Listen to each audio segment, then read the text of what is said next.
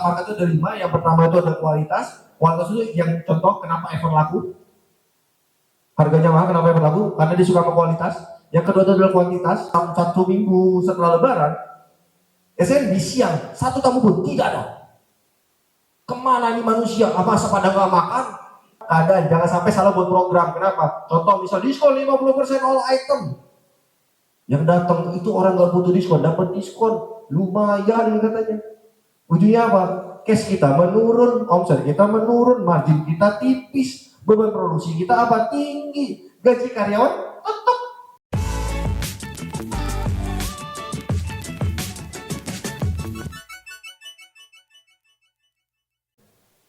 Teman-teman bisa lihat sekarang udah mulai banyak bangunnya gede-gede. Yang baru di Kampak itu gede juga tuh. Udah banyak yang gede-gede tuh. Sekarang mau bangun yang kecil, orang-orang pada takut untuk balik lagi yang ke sana. Itu tugas kita, gitu. Bukan tugas kita ya. Itu visi mimpi besarnya dari si SNB-nya sendiri. Gitu. Itulah kenapa kita bangunnya seperti itu. Gitu. Nah jadi dulu itu saya tahun 2022 itu kan kebetulan keluarga saya punya tanah di daerah Padang Baru. Jadi saya ditanya lah sama papa saya, coba deh kamu survei, papa punya tanah di sana. Kalau kita jadiin resto, oke nggak? Saya survei itu, saya lupa bulan 4 atau bulan 5 gitu tahun 2022. Saat saya masuk, saya lihat, wow, hutan. Satu-satunya harapan saya hanyalah apa? Pemerintahan yang ada di sana. Tidak ada lagi gitu. Semuanya itu semua serba hutan. Jadi di situ saya disuruh berpikir, kira-kira apa yang bisa kita lakukan? Kira-kira kita mau bangunnya gimana? Pertanyaan saya cuma satu. Kalau memang kita memang benar mau ngerjain di sini, saya minta total. Kenapa? Teman-teman bayangin kalau misalnya di situ cuma 1 ruko atau luas tanahnya itu kita pakai tanah SNB itu 3.300. Teman-teman bayangin kalau cuma saya pakai itu hanya sepertiganya atau cuma 500 meter atau cuma sebagian. Apakah itu cukup untuk menjadi alasan dari teman-teman dari Pangkal Pinang mau jauh-jauh ke tempat gym tadi? Menurut saya tidak. Apakah itu cukup menjadi alasan? Yang menurut saya tidak. Balik lagi ke sana. Ya, harus punya visi. Sekali lagi, visinya itu harus ada. Kita mau buat bisnis, jangan mikirin profit. Yang jelas kita sudah tahu tujuannya apa. Dengan visi yang jelas, SDM yang cerdas, manajemen yang tepat, dan owner yang adaptif. Nah, kenapa saya tulis itu? Karena ini kemarin saya ada ngobrol juga berbincang dengan Pak Hamdan dan Pak Nugroho. Ini keresahan saya adalah kebanyakan orang itu tidak tahu, atau pelaku UMKM itu tidak tahu apa sih bedanya bisnis sama dagang. Pak, yang penting ada transaksi di sana menghasilkan uang, itu bisnis. No, it's not a business. Itu bukan bisnis. Pak, saya buka toko kelontong, ada transaksi di sana, ada orang beli, ini bisnis saya yang baru. Apakah itu bisnis? No, itu bukan bisnis, itu dagang. Itu dagang. Saya kemarin ada kasih satu analogi ke Pak Hamdan, ke Pak Nugroho. Saya punya analogi itu analogi udang. Analoginya analogi udang. Nah, jadi misal, Mas, siapa namanya Mas? Mas Rizky. Misal Mas Rizky. Misalnya Mas Rizky pergi ke Tobu Ali misalnya. Mas Rizky pergi ke Tobu Ali, tiba-tiba Mas Rizky ketemu penambak udang atau pasar di sana yang bisa ngasih udang dengan harga bagus. Wah, kayaknya ini ada peluang nih, bisa saya buku jual nih ke Pangkal Pinang, saya bisa jual ke Koba nih, saya bisa jual ke daerah lain. Mas Rizky cobalah jualan, tapi yang pertama dihajar adalah profit. Mau tidak mau, itu nggak bisa jual ke pasar. Jualnya kemana? End user, ibu rumah tangga, customer, yang semuanya itu ada dari rumahan. Jualah dia ke sana, dapat profit. Lalu habis itu tiba-tiba update status di Instagram bisnis udang. No. Teman-teman bayangin, misal, oh dia sudah tahu ini barang lebih murah. Oke deh, saya punya target 3 bulan ini gimana caranya saya bisa kuasai 3 daerah, minimal sampai daerah itu 3 pasar. Dia masuk ke Koba di bulan pertama, fokus dia keliling ke 3 pasar, cari semua pedagang udang, ditanya semua harga-harganya, dia masukin semuanya, dipotong 100 perak. Wah, tapi nggak dapat profit, nggak masalah. Selama 1 bulan dia menguasai pasar itu. Tapi dia nggak dapat profit, dia nggak dapat untung dari sana. Yang dia dapat apa? Database. Orang-orang saat mesen, pasar itu mesennya, nelfonnya siapa? Pak Rizky, saya butuh udang. Besok ini pasar saya mau buka nih Pak Rizky. 1 pasar, 2 pasar, 3 pasar, sampai 3 bulan 10 pasar. Saat sudah 10 pasar, database dia sudah penuh. Ketahuan nggak penghasilan dia per hari atau orderan dia per hari itu berapa banyak? Ketahuan tidak? Dari jumlah 10 pasar itu, 1 pasar menghasilkan 1 kuintal misalnya. Berarti sehari seton. Sudah ada tuh, seton itu nggak ada duitnya memang. Tapi saat sudah seperti itu, ada nggak orang yang mau modalin Pak Rizky? Ngeluarin duit, Pak ini saya pasti jamin. Saya bisa ngorder ini sehari 1 ton, sebulan 30 ton itu pasti keluar. Yang penting saya ada modal, saya bisa margin sekian. Ini kayaknya kalau kita tambang sendiri atau kita ini sendiri, ini baru saya bisa dapat margin nih Pak, saya dapat angka segini, ini masih laku Pak. Kuasai lagi 10 pasar, armada jalan, ini jalan, itu jalan, dia tinggal nelpon. Itu bisnis. Itu bisnis. Bisnis berpotensi, bukan berpotensi, berfokus pada sistem. Dagang berfokus pada profit.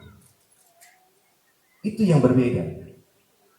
Jadi ini jangan sampai kebalik. Makanya kemarin saya tanyakan sama Pak Hamdan juga, ini kita mau bahas apa nih? Bisnis atau profit? Karena kalau bisnis saya akan bahas pada segi bisnis. Tapi kalau saat kita bahas dagang, ya udah kita bahas masalah perdagangan aja nih, gimana cara dapat cuan gitu. Ibaratnya kayak gitu. Ya, lanjut. Mas, aduh saya lupa lagi namanya, mohon maaf. Mas Cece, lanjut. Nah, 3 variabel bisnis yang sustainable atau berkelanjutan. Yang pertama adalah SDM, yang kedua manajemen, yang ketiga adalah profit. Profit saya masukkan ke dalam salah satu variabel bisnis. Kenapa? Memang profit salah satu variabel bisnis. Lanjut, biar cepat. Ini, sorry, saya sampai jam berapa ya? Saya soalnya kalau udah ngomong ini nggak bisa berhenti. Hah? Lanjut. Yang penting semangat ya. Ini saya mencoba membawa aura semangat supaya nggak ngantuk. Balik lagi ke sana, karena kayaknya udah jam-jam segini, umur saya ini udah umur rawan. Iya. Oke, yang pertama kita bahas masalah SDM, ya, sumber daya manusia. Yang pertama itu ada kenyamanan SDM. Oke, sebelum itu saya kasih garisnya dulu deh. Teman-teman UMKM itu pasti memiliki seorang karyawan. Kita harapannya kan seperti itu. Kita punya karyawan ini itu, oh gimana interview dan lain-lain, ketemulah tim yang bagus dan lain-lain. Saya kasih garisnya dulu, coba tiba-tiba nggak ngejomplang. Ya, pertama kenyamanan SDM. Saya itu diajarkan begini sama bapak saya. Nah, kamu kalau misalnya punya karyawan, pastikan saat kalian kamu masuk kerja itu dia tenang. Kenapa? Kalau dia nggak tenang, dia nggak bisa fokus. Kalau dia nggak fokus, dia nggak bisa perform. Jadi saat dia masuk ke dalam gerbang atau dia masuk ke dalam lingkungan kerja kamu, pastikan dia nggak mikirin lagi keluarganya di rumah kelaparan. Dia nggak mikirin lagi gaji dia tidak cukup untuk per bulan. Dia nggak mikirin lagi hari ini, kemarin saya buat kesalahan, saya akibat apa hari ini. Dia nggak akan mikirin lagi, saya bisa dipecat nggak ya? Saya bisa nyaman, saya bisa aman nggak di sini ya? Saya diajarkannya seperti itu. Gitu. Saya diajarkan itu adalah seperti itu. Kenapa? Karena kalau karyawan kita tidak nyaman, dia nggak mungkin bisa berpikir. Sama kayak halnya dari kita sendiri. Misalnya contoh nih, ini kebiasaan manusia. Saya kuliah itu manajemen sumber daya manusia, jadi saya belajar tentang manusianya gitu. Memanage orang manusia itu seperti apa. Rata-rata pelaku UMKM itu dia pengen ngegaji orang sangat murah, sangat kecil. Ini udah gede nih, tempat lain berapa? Ini udah gede gaji segini, udah bagus. Kamu lulusan apa udah bagus, kamu masih saya kasih kerja. Tapi kalau dia sendiri mau ngelamar kerja, pengennya gajinya apa? Besar. Belanja ke pasar maunya murah, jualan maunya mahal. Prinsip ekonomi memang, tapi hanya untuk diri sendiri, bukan untuk ekosistem. Sedangkan bisnis itu butuh ekosistem. Bisnis itu nggak ada yang bisa berjalan sendiri. Ini adalah modelnya yang terbalik. Balik lagi ke sana, karena kalau saya selalu bilang sama karyawan saya ya, posisikan kalau misalnya kita tidak mau menerima itu, Jangan pernah melakukan itu. Tapi kalau kita mau diperlakukan seperti itu, lakukan. Saat saya menjadi seorang leader atau sebagai seorang owner, saya mau posisikan diri sebagai employee. Saya saat jadi employee, saya pengen punya owner itu seperti apa? Saya pengen punya ownernya seperti apa? Itulah yang saya perlakukan. Kalau saya jadi employee, saya pengen jadi apa? Owner, saya pengen punya employee seperti apa? Itu yang saya tanamkan ke mereka gitu, untuk ke teman-teman sendiri. Gitu. Jadi mungkin contoh kita ambil contoh dari SMB sendiri gitu. Ini mungkin mainnya cuma omong kosong lah, cuma ini itu gitu. Teman-teman boleh bisa ditanya sendiri. Gitu. SMB itu kita muncul 2023 sampai sekarang itu 70% itu adalah karyawan lama. 70% karyawan SMB itu adalah karyawan dari tanggal 1 Februari 2023 itu masih karyawan lama. Saya bayar THR besar. Saya ke total karyawan SMB itu ada 35 orang. Yang dapat THR tahun ini bulan Maret kemarin itu ada di 31 orang. Berarti rata-rata 30 orang itu sudah lebih dari 1 tahun. Ini teman saya, berapa kali dapat THR? Sudah 2 kali. Ya tahun pertama kita buka Maret, Lebaran masa langsung dapat THR. Kan enggak tahun pertama. Tahun kedua, tahun ketiga, baru dapat THR. Rata-rata bisa seperti itu. Kenapa pertanyaannya? Kemarin kayaknya saya ngobrol sama Pak Hamdan juga.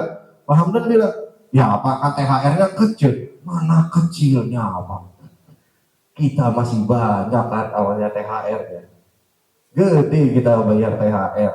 Karena semuanya itu itu adalah karyawan lama kita semuanya. Dari awal rata-rata. Jadi gitu, saya itu adalah orang yang tidak segan-segan untuk memberitahu haknya mereka.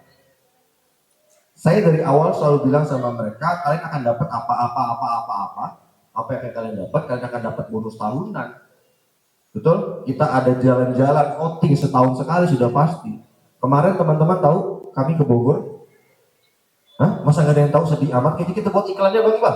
Kayaknya kemarin buat iklannya udah ini banget, sombong banget itu. Masa nggak ada yang tahu? Kami semua ke Bogor itu kurang lebih yang nggak bisa ikut ke Bogor itu karena SP, yang karena surat peringatan itu bisa ikut ke Bogor. Jadi kurang lebih 27 orang ya, 27-28 orang itu ke Bogor semua. Happy anak-anak, saya yang tidak. Kenapa? Mahal guys. Tiketnya sudah 50 juta sendiri. Untuk tiketnya sendiri mahal gitu. Kami ke safari, jalan-jalan ini itu gitu. Itu yang dilakukan oleh kita sendiri gitu untuk teman-teman yang ada di sana. Iya, harapannya apa gitu? Itu adalah bentuk apresiasi dari kami, itu bentuk keseriusan saya sebagai pemimpin dari anak-anak sendiri untuk menaruh apa? Ya rasa aman tadi, kenyamanan mereka. Jadi mereka kerja tuh nggak kayak kuda gitu. Mereka kerja di sana itu kita masih bisa bertumbuh, kita masih bisa bertemu kenalan, kita masih bisa happy juga.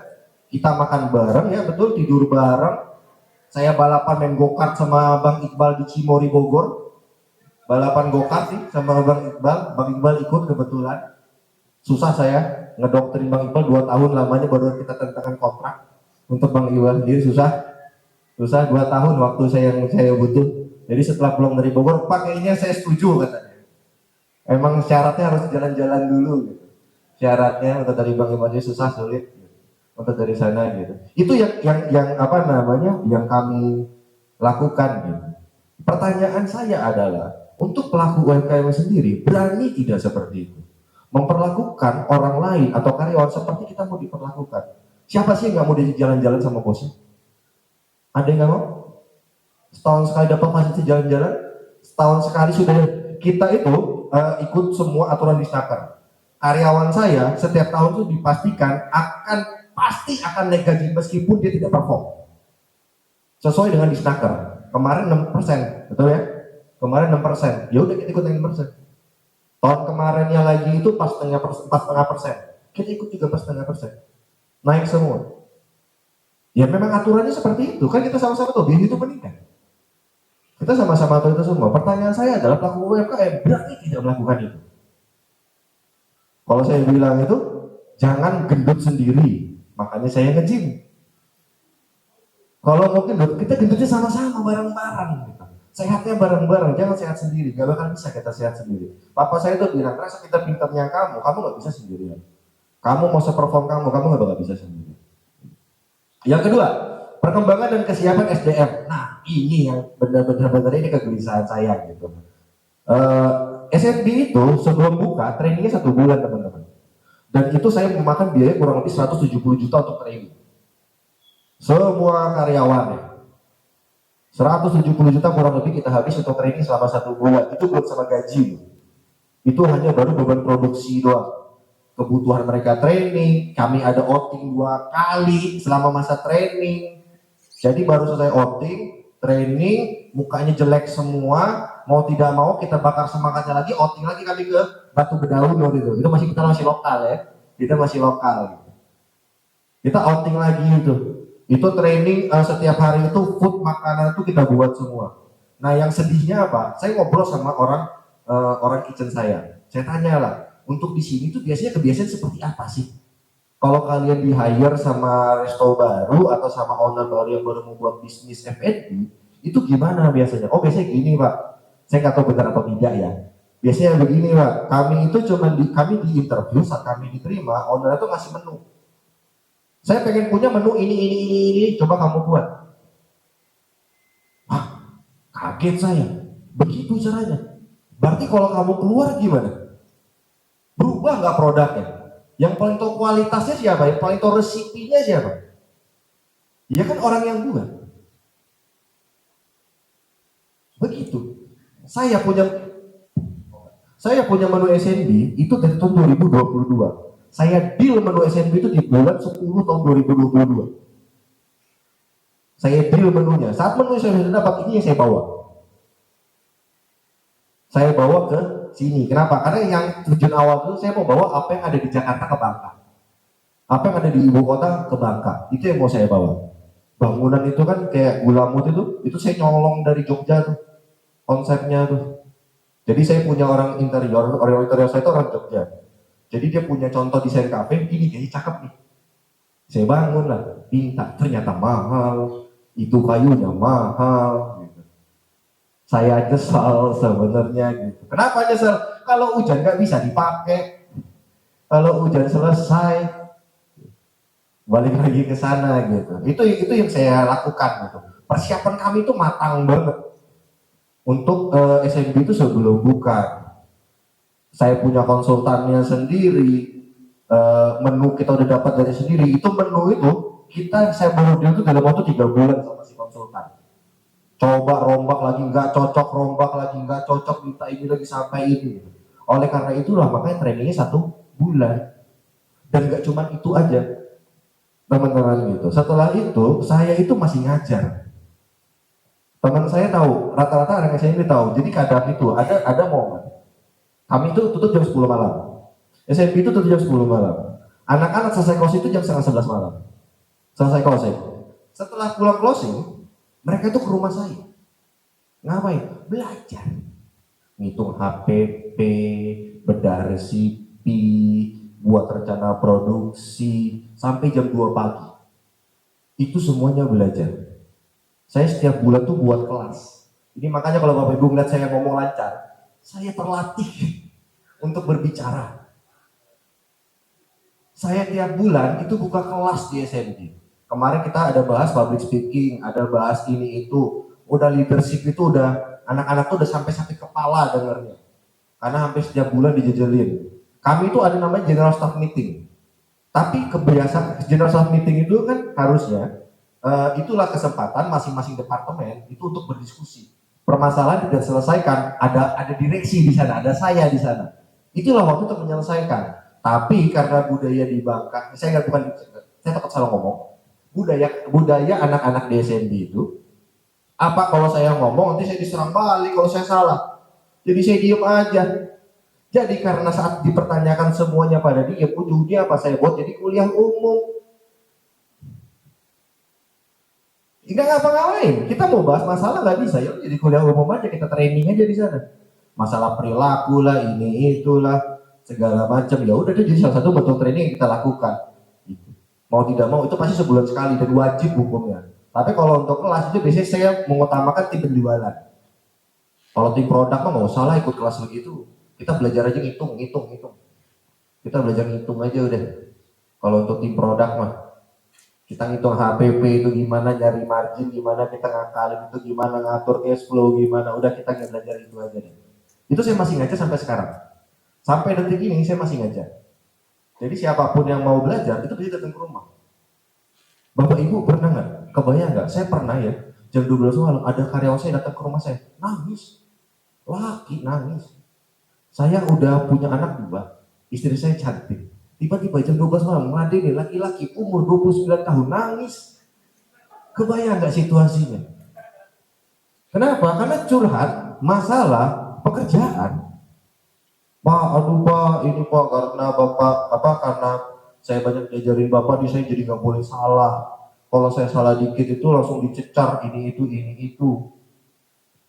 Karena saya bisa ini itu, jadinya ini. Banyak lah yang terjadi gitu yang untuk kesana lah. Wajar untuk hal yang seperti itu gitu. Tapi itu saya masih lakukan gitu teman-teman sampai sekarang. Dan anehnya apa? Itu employee sama saya itu bukannya terlalu dekat, bukannya apa. Tapi memang kami nggak ada batasan aja. Teman-teman saya di sini, ya karyawan SMP. Saya main biliar sama anak-anak. Saya jalan-jalan sama anak-anak SMP. Kita pergi makan sama anak-anak SMP. Kemarin saya harus pulang ke Lampung, saya bawa karyawan SMP juga buat temenin saya nyetir. Ya itu lingkungan saya gitu. Untuk si teman-teman sendiri, tapi hebatnya itu di mana? Mereka tuh bisa membedakan kapan waktunya saya harus serius, kapan waktu kita bisa bercanda. Saya kalau sudah masuk ke dalam forum, saya akan serius. Tapi kalau misalnya di luar forum, ya udah, gitu. Kayak apa sih? Apa ya, boleh nggak saya ngomongnya ya? Kayak main bodoh-bodohan aja gitu. Jadi kita sama-sama teman masa kecil aja gitu. Tapi mereka paham, saat saya sudah masuk ke dalam ruang meeting, forum, dan lain-lain, saya akan tegas. Di luar itu, kita sahabat. Kita teman. Kamu ada masalah apa, cerita sama saya bisa bantu. Baikkan ke sana. Yang ketiga. Oh iya, tadi, training. Iya, yang kedua ini saya belum selesai nih, training, sorry. Kita sama-sama boleh jujur, seberapa sering Bapak Ibu pelaku UMKM melakukan training terhadap karyawan? Seberapa sering Bapak Ibu mau memastikan karyawannya sudah bisa? Kebanyakan apa? Saya ini sudah pernah ngomong, saya sudah pernah ngajarin kamu nggak bisa-bisa. Saya pernah ada kasus satu kasus di SMP dulu. Jadi di kitchen saya itu dulu ada case. Jadi ada anak baru, SMP baru buka 3 bulan, kita harus menambah karyawan. Itu anak baru masuk. Nah, jadi kan kalau kita punya cook ada helper, mereka berpasangan lah. Cook sama helper. Si helper ini kan asisten cook. Jadi setiap preparation, si cook ini cuma ngajarin, tapi si helpernya yang kerjain semua. Dia yang ngerjain semua tuh. Si cooknya nggak mau bantu. Saat si helpernya salah, dimaki. Lama-lama masuklah ke kuping saya. Masuk itu ke kuping saya. Kenapa? Pengaduannya banyak, Pak. Ini kasihan Pak. Si ini Pak. Kena ini Pak, tiap hari kerjanya cuma dimarahin doang, salah ini terus, tapi nggak pernah dibantuin aja enggak. Jadi dia kalau keluar dari kitchen kita tuh, keringetnya itu udah sampai apa? Aduh, gak enak lagi saya ngomongnya. Nah, keringetnya itu udah nggak tahu sampai mana lah. Jadi ada momen saya panggil orangnya, si cooknya saya panggil. Bener nggak begitu? Bener. Dia bilang, bener Pak. Saya ini Pak, tipikalnya saya sekali ngajarin, sudah. Dia yang nggak bisa. Saya begitu Pak dari dulu. Oke, saya bilang. Lu ambil pena sama kertas, lu gua ajarin sekarang. Kalau lu nggak bisa, gue SP. Kalau lu nggak bisa, gue SP. Jangan dong Pak. Lah kok jangan? Lu sama anak lu begitu. Masa gua nggak boleh ngakuin hal yang sama? Masa saya nggak boleh ngakuin hal yang sama? Kamu sama asisten kamu begitu. Masa saya nggak boleh ngakuin itu sama kamu? Kan katanya 1 kali cukup. Ya udah, ayo. Mau belajar apa? Ambil pena sama kertas, kita belajar. Sekali kamu nggak bisa mulai, saya speak. Oh iya Pak, iya Pak. Gak ada namanya itu cuma bisa dilakukan 1 kali. Balik lagi. Ini loh, banyak orang itu yang nggak ngerti masalah delegasi. Saya tuh banyak ketemu orang ya. Saya tanya, delegasi itu apa? Banyak orang tuh nggak paham masalah delegasi. Delegasi itu, Bapak Ibu tuh delegasi, mohon maaf, delegasi itu kebanyakan orang itu hanya penyampaian sebuah visi atau penyampaian sebuah tujuan, meminta orang lain untuk melakukan. Oh, saya punya tugas ini, saya delegasikan ke anak buah saya. Sekali anak buah saya nggak bisa kerjanya, kamu tidak becus. Kalau bahasa kasar itu kamu bodoh, bahasa kasarnya. Banyak kan yang seperti itu, pendelegasi dari atasan ke bawahan, tapi karena kurangnya informasi, kurangnya kemampuan dan lain-lain, ujungnya apa? Yang bawah ini nggak ngerti ngerjainnya, salah dan dimarahin lagi. Sedangkan delegasi itu apa? Delegasi adalah proses penyampaian sebuah informasi atau tujuan dan dipastikan tercapai. Jadi apa? Saat informasi itu diselesaikan, monitoringlah berlanjut. Oh, gimana yang kemarin udah selesai belum? Ini itu, mana yang kurang, mana yang bingung dan lain-lain. Pak, ini gimana gini? Gini. Clear, oke, good. Itu delegasi. Saya pernah buat analogi di kelas SNB. Misal contoh, ini ada botol minum. Botol minum ada di sini. Saya cuma minta perintah. Bro, tolong pindahin botol minumnya ya. Oke. Ke sini dipindahin. Saya datang, ngoceh dong. Nah, kalau pindah ke situ tuh sama aja bohong. Lah kan Bapak minta pindahin. Itu kan saya pindahin, Pak. 30 cm. Nggak ke sini, pindah ke sini. Kenapa? Proses delegasi itu nggak jelas. Dia nggak tahu. Saya tuh bilang sama karyawan kamu, kalau nggak tahu fungsinya atau alasannya kenapa kamu harus kerja, kenapa kamu harus melakukan tugas itu, jangan pernah mau kerja. Kalau atasan kamu ngamuk, bilang sama saya. Kenapa? Karena kamu nggak pernah dapat ilmunya, cuma dapat capeknya doang, dapat jengkelnya doang di perintah, dapat jengkel, dapat kesalnya aja. Balik lagi ke sana ya.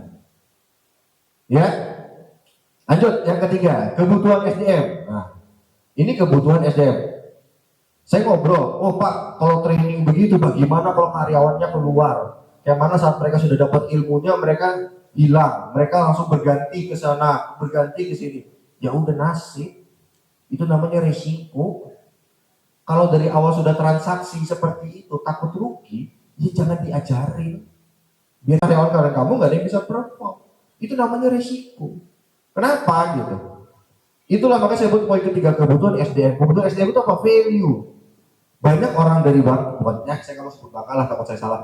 Banyak karyawan SMB, kalau SMB kan kekuasaan saya ya. Jadi kalau tersinggung pun gak ada yang berani marah. Gitu.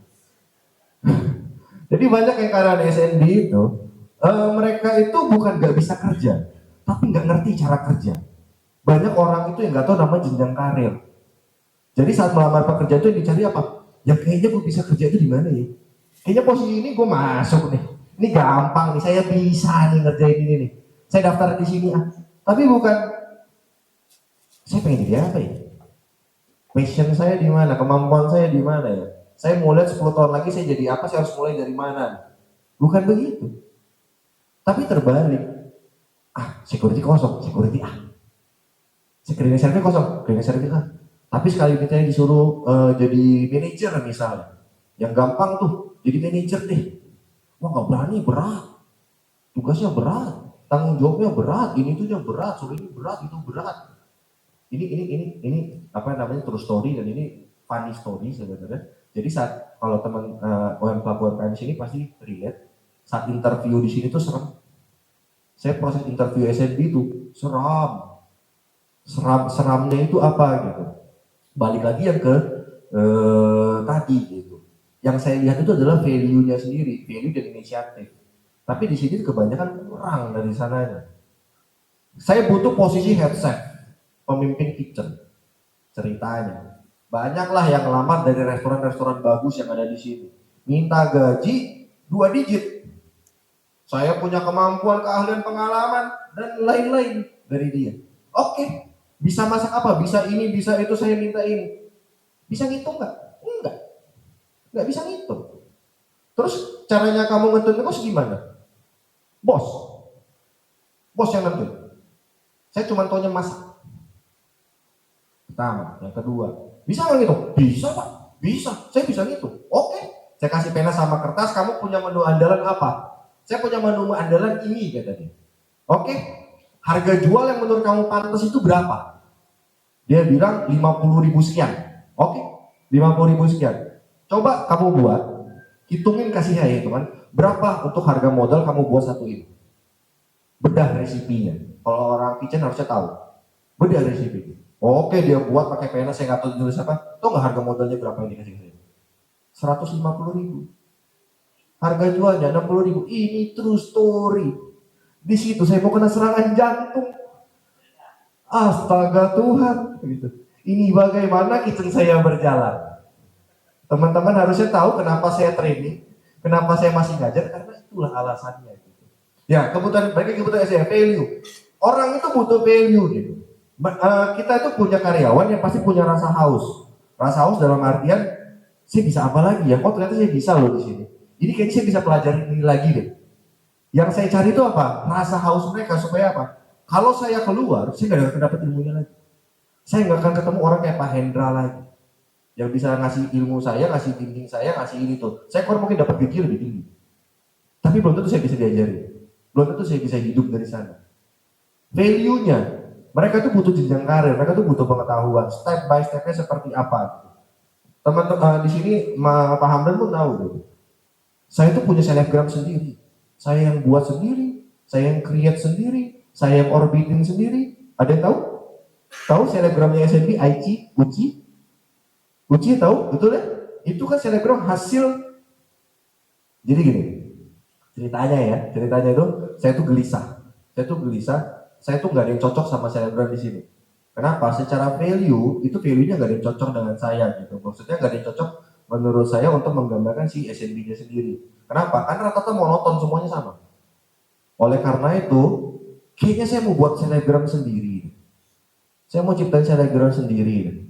Oleh karena itulah, jadilah Uci.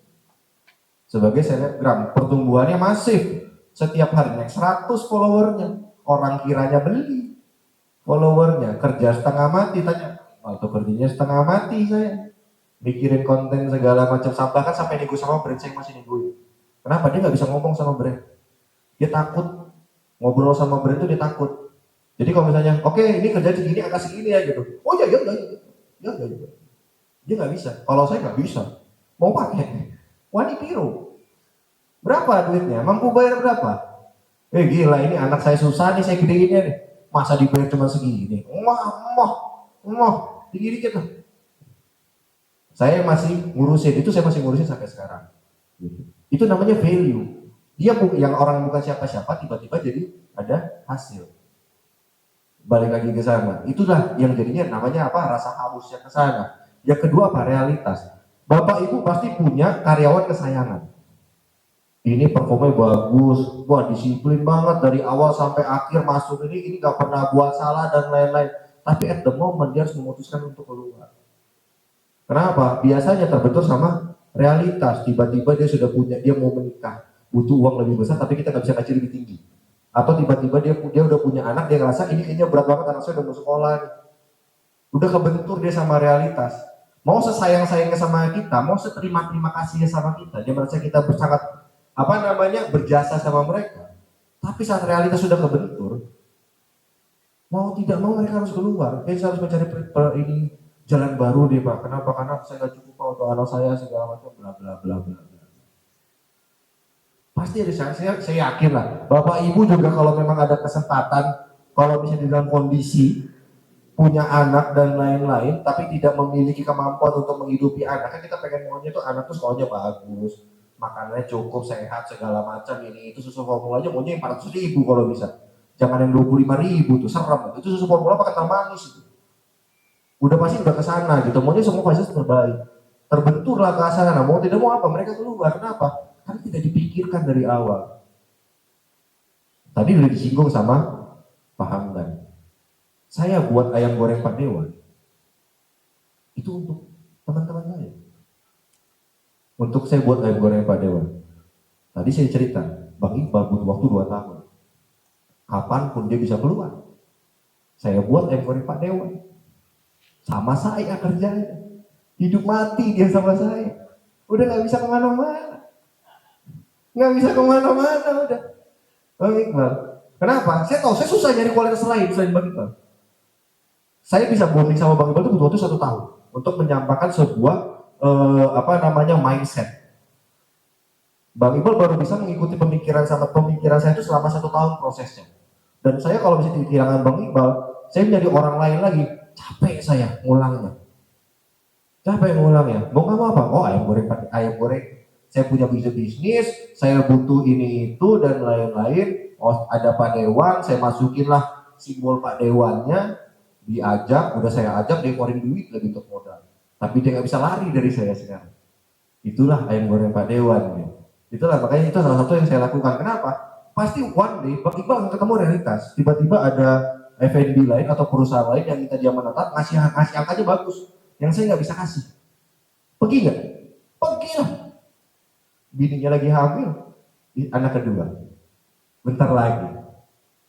Saya mau kabur supaya ngasih kado itu untuk mereka. Itu namanya realitas gitu. Sebaik-baiknya kita sama orang, oh kayak udah gini. Jangan, manusia sangat gak pantas kita bilang karena itu gak tahu diri. Gila udah mau baik banget, lu masih pergi kerja segala macam. Bro, semua manusia punya kebutuhan. Dia punya anak, istri, keluarga, segala macam, semuanya punya kebutuhan. Itu namanya realitas. Yang keempat, loyal SDM tidak ada untuk UMKM. Saya sangat setuju dan ini sangat kontroversi. Loyal SDM itu nggak ada untuk UMKM. Loyal SDM itu hanya bisa terjadi saat perusahaan mampu untuk mengamankan atau menstabilkan kesejahteraan karyawan. UMKM nggak bakal punya kemampuan. Jadi Bapak Ibu jangan capek-capek nyari yang loyal. Kenapa? Karena itu nggak mungkin, banyak faktornya gitu. Jadi saya pernah disadarkan saya punya mentor ya, dia tuh GM di BMT, Bumi Merak Transportasi di Cilegon. Jadi saya ada ngobrol sharing sama dia. Saya ada bilang lah, ada karyawan saya dulu, bukan di SMB, ada satu karyawan saya dulu, menurut saya performnya ini sangat kurang. Saya sangat gemes dengan performnya sendiri gitu. Karena apa? Karena nyusahin saya aja gitu. Sedangkan posisinya bagus. Gitu. Posisinya lumayan penting, tapi performanya itu kurang. Tapi yang buat saya berat itu apa? Loyalitasnya tinggi. Lalu abang saya itu ngomong sama saya kayak gini, Dek, lu kan pengusaha, gue ini pekerja, gue ini juga dibayar sama orang, gue ini employee juga dibayar sama orang. Kalau lu bilang karyawan itu loyal, itu omong kosong. Karyawan itu kerja karena gaji. Coba kalau memang dia loyal, kasih dia sebuah case realistis. Minta dia bereskan. Saat dia tidak bisa membereskan, potong gajinya. Gue pengen tahu dia masih loyal atau tidak. Mulai gak dia berpikir, kayaknya ini saya sudah tidak dihargai lagi. Kayaknya ini waktu saya pindah. Kayak ini saya untuk keluar. Kayaknya saya harus dapat bla bla bla bla bla bla bla bla. Oh iya juga saya pikir gitu. Jadi karena tidak adanya loyal SDM untuk UMKM, jadinya apa? Yang kelima, perform SDM. Maksimalkanlah kemampuan masing-masing si SDM-nya sendiri. Yang penting mereka bisa perform, mereka jagonya di mana? Kalau analogisnya itu analogi pemain bola. Kalau misalnya pelatih bola yang bagus, mereka akan tahu tuh positioningnya di mana-mana. Yang jago lari pasti di sayap. Yang badannya gede, ini bisa monitor tuh pasti di belakang. Bayangin nggak kalau satu tim bola itu cuma bisa lari semua. Gak ada yang bisa ngumpan, gak ada yang bisa nendang, gak ada yang bisa ngoper, individual semua. Gak bakal bisa. Nah itulah tugasnya kita sebagai leader untuk ke perform SDM. Carilah, ini SDM ini paling bagus di mana, performnya di mana. Saya punya karyawan dulu ya, saya nggak usah sebut siapa. Saya punya karyawan dulu, masuk pertama itu jadi security, Bapak Ibu. Masuk pertama jadi security. Tiba-tiba saya baru pulang jam 3 pagi, saya masih tinggal di SMB waktu itu, rumah saya belum jadi. Jam 3 pagi saya pulang, saya ketemu, saya ngobrol lah sama dia, karena kebetulan dia lagi jaga shift malam. Saya ngobrol sama dia. Kapan mau jadi security? Saya nanya. Ya Pak, cuma bisa ini lah Pak. Yang penting mah saya kerja dulu. Ya. Kamu kuliah? Kuliah. Kuliah apa? Komputer kok nggak salah. Hah? Terus kenapa mau jadi security? Gak ada kerjaan Pak, yang penting bisa kerja dulu. Umur masih berapa? 22. Pikiran saya apa? Kalau dari umur 2 udah jadi security, umur 32 jadi apa? Security. Umur 40 jadi apa? Ya paling jadi komandan security. Rata-rata seperti itu gitu. Jadi apa? Jalannya itu habis. Selesai jalannya di sana. Saya tahu kemampuannya di mana, saya tahu dia punya bekalnya di mana, saya pindahkan aja ke kantor. Oke? Saya carikan posisi, dia masuk ke dalam kantor, dia menjadi salah satu staf kantor yang tadinya pakai tongkat sekarang megang laptop, dan dia bisa perform di sana. Dan sekarang apa? Dia udah ketemu, oh ternyata begini ya, saya bisa loh ngelakuin ini dan lain-lain. Iya, karena itu skill yang kamu punya. Itu skill yang kamu punya, balik lagi ke sana. Pandangan kamu lebih lebar. Kan saya tanya habis itu, setelah setahun, gimana, enak gak di office? Enak Pak, saya gak perlu pemanasan, gak perlu begadang, gak perlu pulang pagi, segala macam. Saya bisa pulang sore, anak saya nungguin di rumah. Mau gak jadi security lagi? Enggak. Mana mau lagi jadi security lagi? Balik lagi ke sana. Perform, gimana caranya kita bisa menghasilkan SDM itu yang perform, jangan mikirin loyal. Tapi bayangin teman-teman, kalau dia nggak ngerasa aman, kayak mana cara dia bisa perform? Kayak mana caranya dia mau menunjukkan kualitas dia yang baik, kalau dia ngerasa dia nggak cukup? Dia ngerasa ketakutan di tempat kerja, gimana caranya? Gak bakal bisa. Yang terakhir, mentalitas owner. Nah ini nih, kenapa mentalitas owner itu saya masukin ke dalam salah satu faktor SDM? Karena apa? Karena kebanyakan saat terjadi sebuah case, owner itu seperti dewa, tidak pernah salah. Saya bos, misalnya saya punya pelaku UMKM, saat ada masalah, siapa yang disalahkan? Jujur, karyawan. Karyawan yang disalahkan. Sedangkan bisnis di jalan yang salah siapa? Owner. Bukan karyawannya. Yang punya visi siapa? Ownernya. Yang punya tujuan siapa? Ownernya. Tapi karyawannya nggak bisa ngelakuin, karyawan yang salah, lu. Kebalik.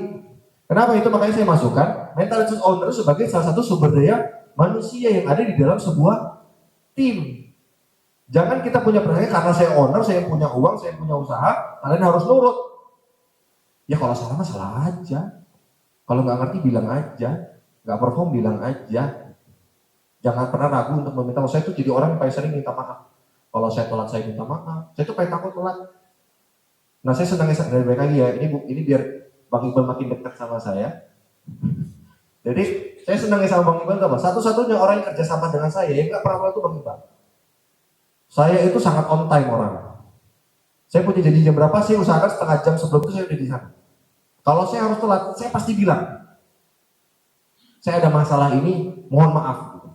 Pernah ada case, saya ada kelas pagi di SNB, jam 8. Saya jam 8 kurang 5, baru bangun. Wah itu, saya nggak pakai mandi segala macam, 8.15 baru sampai langsung. Pertama yang saya katakan apa? Ya minta maaf. Ya saya salah kok. Mau gimana? Mentang-mentang saya owner, ngapa datang pagi duluan? Gak gitu juga.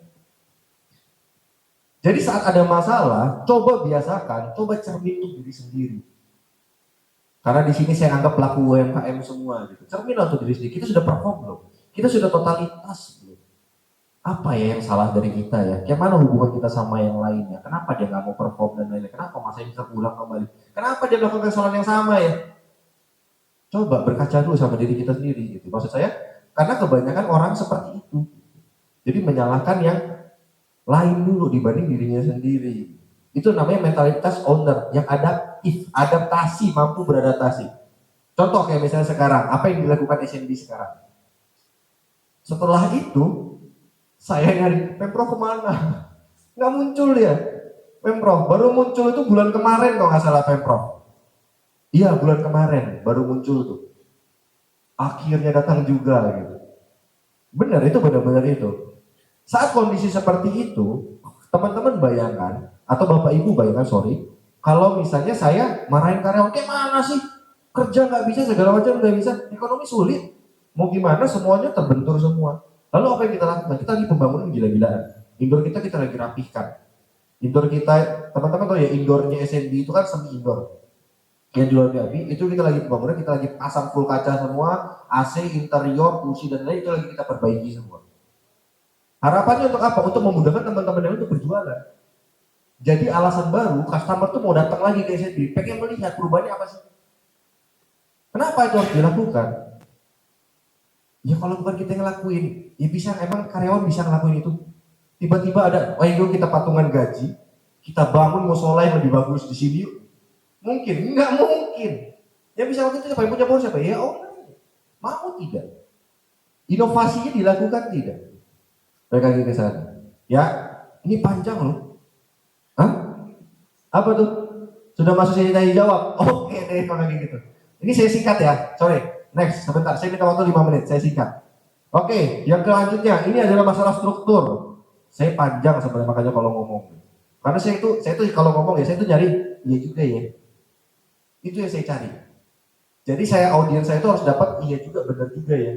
Kalau nggak dapat itu saya nggak bakal berhenti. Biasanya begitu. Yang pertama struktur, leadernya itu harus kompeten. Kalau leadernya nggak kompeten, percuma. Percuma. Kalau leadernya itu nggak kompeten gitu. Kita harus punya leader yang kompeten. SOP aturannya yang jelas, sistematis, alur pengerjaan. Nah balik lagi, siapa di sini UMKM yang memiliki sistem? Entah sistem kasir, sistem keuangan, sistem pengorderan barang, penjualan itu gimana, siapa yang punya sistem? Kalau nggak ada, mengaku dosa lah, diperbaiki itu sistem. Yang terakhir, problem solving. Nah ini yang paling 5 menit ya Mas Amir. Problem solving, ini penanganan masalah. Ini yang benar-benar masih sering terjadi. Kebanyakan apa? Rata-rata orang saat mau buka penawaran interview itu apa? Maksimal usia 25 tahun. Di atas 26 tahun, 25 tahun sudah susah diterimanya. Tapi satu sudah mulai masuk, itu kan 25 tahun Gen Z semua ya. Masuk Gen Z, geluh semua tuh. Gen Z, aleman, gak bisa kerja ini itu, dikit-dikit ngambek lah, ini lo pulang loh. Tapi dia pengalaman kerjanya maksimal 25 tahun. Jadinya yang Gen Z, dapetnya Gen Z ngomel. Lah gimana tuh? Bener gak sih? Coba cari, lihat pengalaman kerja itu apa untuk job sendiri, maksimal usia 25 tahun. Itu Gen Z, Pak. Bapak Ibu, 20 tahun itu Gen Z. Mentalnya memang seperti itu, kita sama-sama tahu itu semua mentalnya. Ya kita yang memilih itu jangan ngeluh. Jadi apa? Ya kita sesuaikan gitu. Saya bilang sama tim ya, untuk saya nggak beresin masalah umur 20, 30, 40 berbeda semua. Umur 20 itu percintaan tuh bagi mereka itu adalah soul, nyawa, hidup mati. Percintaan. Bagi saya yang udah punya anak 2, percintaan bagi saya gitu udah gak relate gitu, ngerti gak? Jadi saat saya ketemu Gen Z atau karyawan saya umur 20-an masa percintaan, saya bilang, lu ngapain ngomongin cinta? Gak masuk sama dia. Kenapa? Bagi dia itu adalah harga mati. Jadi mau apa? Kita yang lebih adaptasi, kita yang mengerti, kita yang paham ke mereka. Jadi saya pernah dibilang begini juga, ada salah satu karyawan saya bilang, Pak ini masalahnya begini terus, kan harusnya mereka lebih inisiatif Pak, harusnya mereka memiliki ini. Kalau saya ya Pak, saya pasti lakuin ini itu. Iya betul. Kalau dia punya kemampuan itu, dia di posisi kamu gak usah banyak ngomong. Karena dia gak punya kemampuan itu, mau tidak mau dia di sini posisinya. Kalau dia punya inisiatif tinggi kayak kamu, dia punya pengetahuan kayak kamu, dia punya penalaran kayak kamu udah diganti sama dia. Kenapa? Dia lebih muda. Bener kan? Bener. Karena dia tidak punya itu, makanya dia di posisi bawah. Jadi karena kita yang paham, kita harus ngerti. Kita yang punya ilmunya, mereka gak punya. Jadi kayak misalnya contoh ya, kebanyakan dari tim itu, ini ada masalah nih. Ini mah wajar lah, masalahnya biasa. Bulan kemarin juga begini, ini itu begitu, ini itu begitu. Jadi waktu itu saya ada ngomong sama teman-teman, sama ini, oke, kamu kalau misalnya keseleo, tangannya keseleo, berobat nggak? Berobat, langsung buru-burunya tukang urut. Kenapa nggak nunggu patah? Kan biasa keseleo. Masalah masih kecil. Justru apa? Karena masalah kecil dan mengganggu itu harus kita bereskan. Supaya apa? Tidak kemana-mana masalahnya. Tangan kita belum diamputasi dulu. Kalau udah diamputasi baru teriak-teriak. Ya ibaratnya kita ngeliat sekring, udah keluar asap. Pak sekring keluar asap, oh cuma keluar asap, nggak apa-apa lah nanti 5 menit lagi. Gitu. Dar! Gitu. Habis udah gimana? Kenapa kamu nggak ngasih tahu saya? Ya, ini sih gemes banget masalah problem solving gitu. Ya. Nah ini tadi jawabannya masalah. Tadi saya mau bahas banyak nih.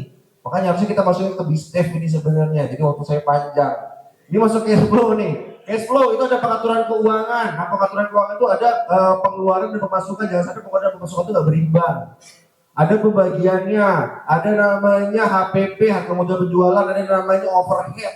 Itu beban operasional. Itu kita bisa targetkan berapa persen. Ada labor cost itu gaji, kita punya labor cost itu berapa persen sih dari offset. Berapa sih kemampuan perusahaan kita untuk membayar gaji seseorang?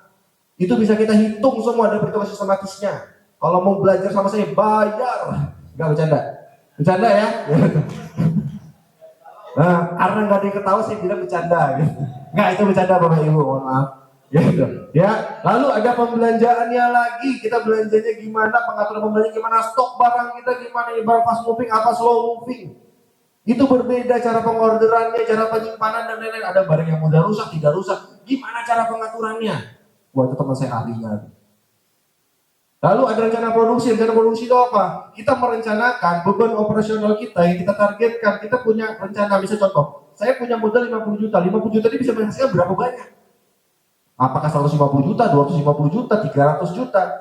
Berapa beban yang bisa kita hasilkan? Dari 50 juta kita bisa olah jadi seperti apa? Misal contoh ya, ada makanan dengan dua modal yang berbeda. Contoh, satu modal makanan 20.000, satu modal makanan 25.000. Saat yang 20.000 harga jualnya 40, yang 25 harga jual juga 40. Ada dong yang begitu? Ada dong. Kalau kebanyakan kita jual yang modal 25.000, kecil bang omsetnya. Kecil. Kalau kita bayar 20.000, omset makin gede nggak? Makin gede. Itu namanya rencana produksi. Kita merencanakan berapa sih beban bahan baku kita di bulan ini, maksimal omset kita berapa, dan berapa banyak barang yang harus kita produksi dan terjual. Itu namanya rencana produksi. Poin tadi harusnya kita panjang bahas ini. Lalu improvisasi dan adaptasi. Nah ini tadi saya bahas menyalakan atau mewajibkan keadaan bla bla bla bla bla. Next sekali lagi, satu lagi, dikit lagi. Ya pertama profit USP, itu unit selling point. Unique selling point, ada nggak sih nilai unik atau nilai plus yang bisa kita tambahkan? Contoh di ayam goreng Pak Dewan, itu kita masukin ada hal yang lebih. Kami tahu, saya tahu ayam goreng Pak Dewan itu target saya itu adalah take away. Saya tidak ada dine in. Sedangkan di tempat saya sebelahnya itu ada tempat dine in. Saya tahu saya nggak bisa bersaing sama dia karena apa? Tempat saya skala gede. Mau tidak mau apa? Karena saya mau masih take away, packaging saya harus bagus, cakep. Harga saya nggak boleh kalah sama dia. Harganya, tapi kalau saya harus di atas dia. Lalu apa yang saya masukkan? Ada poin tambahan yang di sana. Ada nilai plus yang dia nggak punya, saya masukkan ke sana. Itu salah satu contohnya apa? Kenapa harga fruity lebih mahal dibanding teh botol? Sama-sama teh, sama-sama satu perusahaan sosro. Kenapa? Karena fruity adalah sebuah. Jadi dia lebih mahal dibanding teh botol sosro. Itu namanya value. Ya, ada namanya value produk, ciri khas produk yang tadi kita punya namanya nasi Dewan nanti, ayam goreng Pak Dewan. Pelayanan interior tempat itu contoh kayak SND. Kenapa SND bisa segede gitu? Karena saya nggak tahu, saya produk saya seperti itu, saya nggak mungkin bisa buat ciri khas. Mau tidak mau yang saya cari apa? Apa yang hal yang tidak ada di bangka saya buat. Itu yang saya bawa ciri khas SND. Gitu. Lalu ada kualitas produk dan pelayanan ini berhubungan dengan masalah profit ya. Kualitas produk sangat menentukan. Jangan kalau memang produk kita nggak enak, bilang nggak enak, perbaiki. Kalau misalnya karyawan kita belum sanggup untuk menghandle tamu sebanyak itu, atau belum sanggup untuk menghandle kerja sebanyak itu, ya udah diamini, diperbaiki, di training lagi. Jangan diwajarkan. Kenapa? Itu sangat mengganggu masalah profit. Orang nggak tahunya masuk ke resto atau masuk ke mana pun, dia tahunya dia keluar duit, dia mau bayar, dia mau enak. Tahunya seperti itu. Lalu, market ini panjang banget ini. Marketnya ada 5 sebenarnya. Yang pertama itu yang pertama itu sifat market itu ada 5. Yang pertama itu ada kualitas. Kualitas itu yang contoh kenapa iPhone laku. Harganya mahal, kenapa iPhone laku? Karena dia suka sama kualitas. Yang kedua itu adalah kuantitas. Kuantitas itu pokoknya dia nggak peduli mau merek apa, mau ini apa, yang penting banyak. Ya, itu kenapa Pizza Hut itu namanya big box yang 200.000 banyak, itu salah satunya. Terus yang ketiga itu adalah masalah price. Dia nggak peduli sama produk, merek, segala macam. Yang penting harganya masuk sesuai kantong. Saya cuma punya duit, budget saya 20.000. Semua yang 20.000 dia cobain. Tapi yang 25.000 nggak bakal dicobain. Itu price, sifat market. Yang ketiga itu adalah diskon. Semua yang ada diskonnya dibeli, butuh tidak butuh. Kapan lagi katanya. Itu yang keempat, diskon. Yang kelima saya lupa apa ya. Yang kelima FOMO. Pokoknya lagi naik, lagi tren, saya beli. Saya ikut ngantri dah. Itu 5 sifat market. Dan gimana caranya kita melakukan? Kita harus punya itu semua.